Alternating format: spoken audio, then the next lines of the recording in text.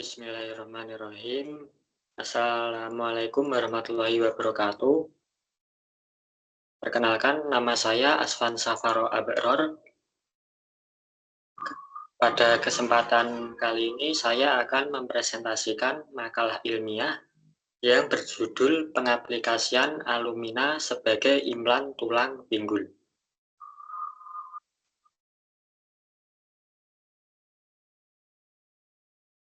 Pertama-tama adalah abstrak. Alumina merupakan salah satu material unggulan untuk aplikasi implan pinggul. Karena sifat mekanisnya yang tinggi, bioinert, bioaktif, dan tahan terhadap keausan. Melalui proses Bayer dan sintering dengan porositas di bawah 1%, alumina dengan kemurnian 99,5% telah terbukti efektif dan meningkatkan kekuatan material. Pengembangan komposit matriks alumina yang menggabungkan alumina dengan zirconium oksida, kromium oksida, dan strontium oksida menghasilkan kekuatan yang melebihi material logam. Inovasi dalam aplikasi implan melibatkan pasangan material keramik on keramik dan keramik on polimer. Keramik on keramik memiliki keunggulan ketahanan aus yang tinggi meskipun terdapat resiko bunyi berdesib. Sementara itu, keramik on polimer menawarkan fleksibilitas lebih besar, tetapi memiliki ketahanan aus yang lebih rendah dibandingkan keramik on keramik. Selanjutnya ada tujuan, yaitu mengetahui sifat mekanik dan proses pembuatan keramik alumina pada biomaterial. Selanjutnya juga mengetahui karakteristik alumina pada implan tulang pinggul. Selanjutnya ini adalah rumusan masalahnya, yaitu bagaimana sifat mekanis dan biokompatibilitas alumina mengaruhi keberhasilan implan tulang. Selanjutnya juga sejarah perkembangan inovasi alumina untuk aplikasi dan teknologi implan tulang pinggul. Juga apa saja jenis dan keunggulan dan kekurangan alumina sebagai biomaterial dalam aplikasi implan tulang pinggul. Lalu ini adalah proses pembuatan alumina dan sifat mekaniknya. Yang pertama adalah proses Bayer.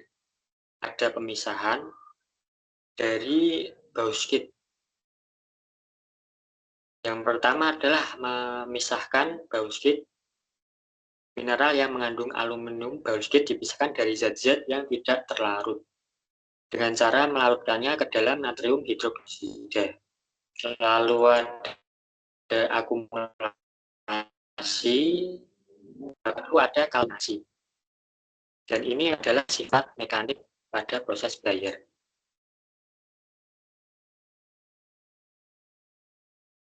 Selanjutnya ini adalah cara bagaimana alumina itu dibentuk tulang dan sebagainya. Itu menggunakan paling tepat itu adalah sintering atau metalurgi serbu, yaitu yang menyebabkan porositasnya bisa kurang dari 1%. Kalau metode Sol-Gel kurang digunakan karena porositasnya terlalu tinggi, sehingga nanti justru malah mudah retak. Perbedaan proses Bayer dan Sol-Gel atau metalurgi serbu, yaitu kalau proses Bayer itu digunakan untuk memperoleh alumina murni, sedangkan proses sintering itu digunakan untuk mencetak alumina supaya lebih kuat yang digunakan untuk biomaterial gitu. Lalu ini adalah bentuk implannya. Dari kiri ke kanan, kiri itu adalah metal on polimer. Yang selanjutnya ada metal on metal. Selanjutnya ada metal on metal tapi kepala kecil. Selanjutnya ada keramik on keramik. Selanjutnya ada keramik on polimer. Yang akan saya bahas adalah keramik on keramik dan keramik on polimer. Dan ini adalah sejarahnya, yaitu generasi pertama itu aluminanya murni, tapi butirannya besar untuk proses sinteringnya, sehingga porositasnya belum mencapai 1%. Kekuatannya pun juga berkurang. Generasi kedua disintering dan partikel metalurgi serbunya itu dikecilkan lagi, sehingga lebih kuat. Dan sudah ada penggunaan kepada kepala femoralis. Kepala femoralis itu adalah yang nanti akan saya jelaskan, yaitu yang bentuknya lingkaran. Ketiga tambah kecil lagi dan ada baru yang namanya HIP, pengepresan isolasi panas. Generasi selanjutnya, generasi keempat, mulai berubah menjadi komposit, yaitu 82% alumina, 70% zirconium oksida, 0,3% kromium oksida, 0,6% strontium oksida. Lalu ini adalah sifat mekanik dari sejarahnya, seperti itu, semakin kanan semakin besar. Lalu ini adalah keunggulan dan kekurangan COC, saya singkat saja, yaitu COC itu, keramik on keramik itu keunggulannya adalah dia sangat tahan aus karena kekuatannya lebih kuat daripada logam, karena sudah komposit itu tadi, sudah teknologi keempat. Atau kalau disebut itu Biolox Delta. Kalau yang generasi ketiga itu Biolox Forte. Yang terbaru Delta. Lalu kekurangannya itu bunyi berdecit. Dan ini sangat aneh, tidak pernah ditemukan dan hanya sebesar 3,1% dengan rata-rata 9,5 tahun. 2.400. Saran berkonsultasi kepada para ahli dengan prosedur yang sesuai dan mengganti prosedur operasi lebih hati-hati. Karena bunyi berdecit itu bisa terjadi gara-gara ada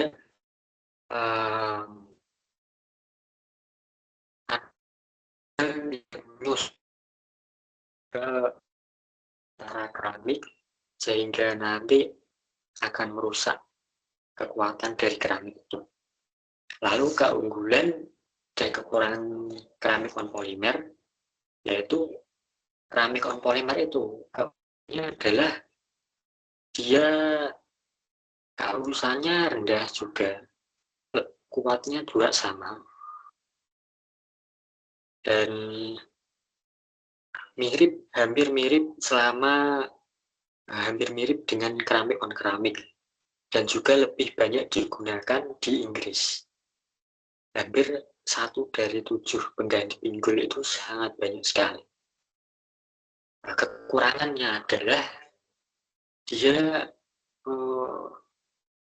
kausannya itu tadi tidak lebih kuat daripada keramik on keramik, tetapi tidak terlalu signifikan karena sudah ditemukan delta keramik tadi. Delta keramik yang saya maksud itu tadi adalah Biolox Delta atau keramik jenis keempat, jenis sejarah perkembangan keramik jenis keempat. Selanjutnya ini adalah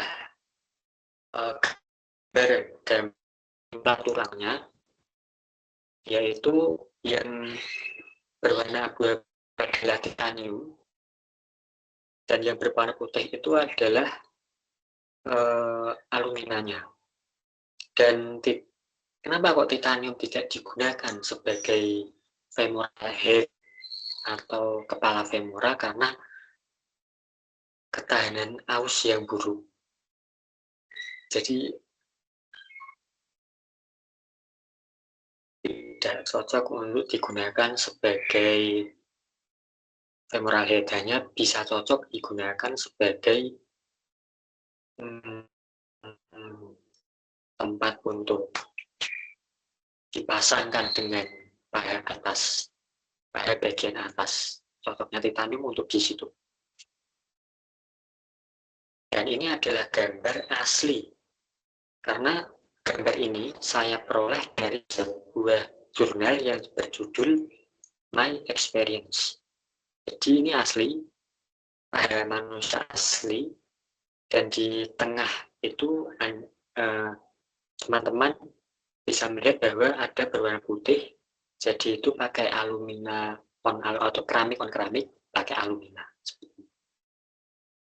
Lalu ini adalah biokompatibilitasnya, yaitu memang keramik itu adalah inert, sangat baik, lalu keramik pun juga tidak korosif, ausnya pun juga tinggi, dan juga dalam jangka panjang bisa terus dipakai. Dan juga tidak bereaksi dengan titanium juga sebagai pondasi atau yang menghubungkannya dengan tulang pinggul itu tadi.